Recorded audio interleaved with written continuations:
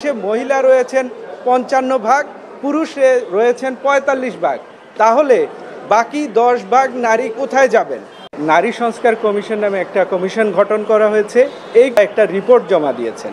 এই রিপোর্টে ইসলাম ধর্মের মৌলিক যে বিষয়গুলো রয়েছে এবং কোরআনিক আইন রয়েছে, কোরআনের সাথে সাংঘর্ষিক রয়েছে, হাদিসের সাথে সাংঘর্ষিক রয়েছে, সেই সকল বিষয়কে আমরা এই রিট পিটিশনে চ্যালেঞ্জ করেছি।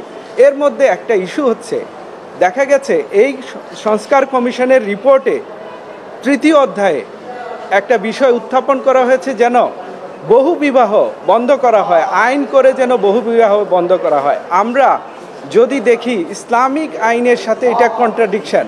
ইসলামিক আইনের পাশাপাশি যদি আমরা এটা সায়েন্টিফিক্যালি দেখি যে যদি বহু বিবাহ বন্ধ হয়ে যায়, কোনো দেশে রয়েছে যে দেশে মহিলা রয়েছেন ৫৫ ভাগ, পুরুষ রয়েছেন ৪৫ ভাগ, তাহলে বাকি ১০ ভাগ নারী কোথায় যাবেন? এটা সাধারণত নর্মাল সেন্সেই এটা ইমপ্র্যাকটিকেবল, যেটা আমাদের সূরা নিসাতে বর্ণিত রয়েছে সেটার সাথে সেটা পুরোপুরি সাংঘর্ষিক। এবং